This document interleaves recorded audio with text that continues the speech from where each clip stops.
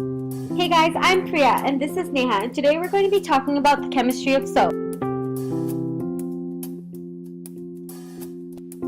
Soap is a product that we use in our everyday lives. It's a substance used with water for washing and cleaning, made up of a compound of natural oils or fats with sodium hydroxide or another strong alkali, and typically having perfume or coloring added.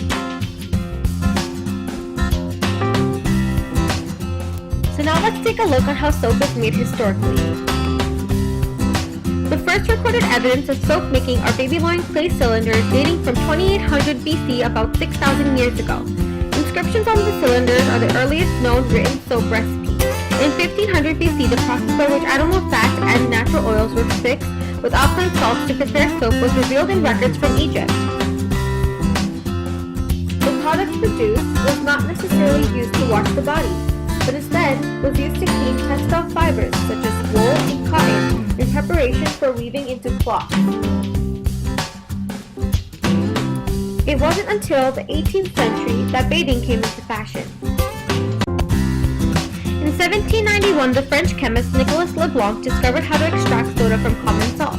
Around the same time, Louis Pasteur proclaimed that good personal hygiene would reduce the spread of diseases.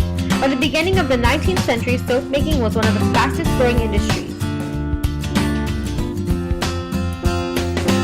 So now that we've covered the history of how soap is made, let's talk about the chemistry of soap and its structure. The structure of soap consists of a long hydrophobic hydrocarbon tail and a hydrophilic head. The length of a hydrocarbon chain varies with the type of fat or oil, but is usually quite long. The anionic charge of the carboxylic head is usually balanced by either a positively charged potassium or sodium cation.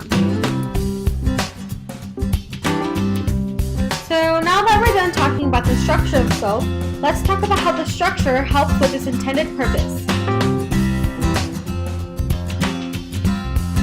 Soap breaks up the oil into smaller drops which can mix with water. It works because soap is made up of molecules with two very different ends. One end of the soap molecule loves water and the other one fears water.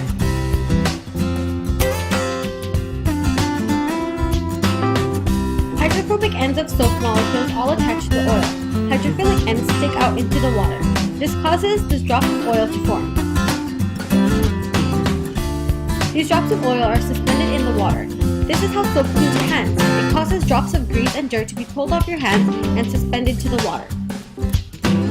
Next, we're going to be talking about how soap is made today. Soap is made through many processes such as the cold process, hot process, neutralization, and hydrolysis. But today it is most commonly made through saponification. Saponification is the alkaline hydrolysis of the fatty acid esters. For example, the chemical reaction between any fat and sodium hydroxide is a saponification reaction. Triglyceride plus sodium hydroxide or potassium hydroxide will react together to give you glycerol plus 3 soap molecules. When fats and oils which contain fatty acids are mixed with a strong alkali, the alkali first splits the fats and oils into two major parts of fatty acids and glycerin. After the splitting, the sodium or potassium part of the alkali joins with the fatty acid parts of the fats and oils. This combination is then the potassium or sodium salt of the fatty acid. Let's take a look at the intermolecular forces within soap. The hydrophilic carboxylate anion end is attracted to the polar water molecules by an ion-dipole interaction. Soap molecules in which the hydrocarbon chains are attracted to each other by van der Waals forces surround the nonpolar dirt particle with the anion heads attracted to the surrounding water. Saponification reaction is complete when sodium chloride is added to precipitate the soap. The water layer is drawn off the top of the mixture and the glycerol is covered using the vacuum distillation. When sodium hydroxide is used, a hard soap is produced. So in the next part of this presentation, we're going to discuss the environmental effects and how the industry addresses them, and also the social impacts. Created using Powtoon.